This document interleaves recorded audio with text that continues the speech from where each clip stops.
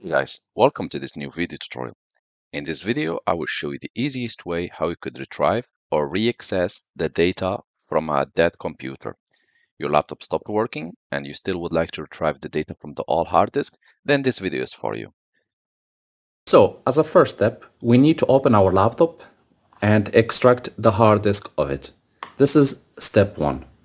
As a second step, I'm going to check the type of connector. So this type of connector, it's called SATA connector, and my hard disk, it's 2.5 inches. What we're going to do, we're going to go online and we're going to buy the so-called USB adapter for 2.5 inches hard disk. This little adapter will allow us to turn this hard disk into an external one and we will be able to access our data. How it works? So once you have bought the adapter, it comes with this little box and this little connector.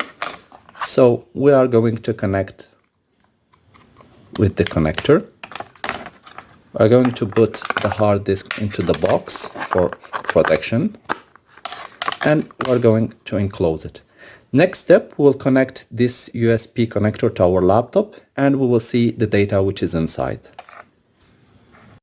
So guys, once you have plugged your external hard disk or the one which we made now, once you have plugged it to your laptop, go to this PC shortcut and you should be able to see your hard disk appearing next to the C drive.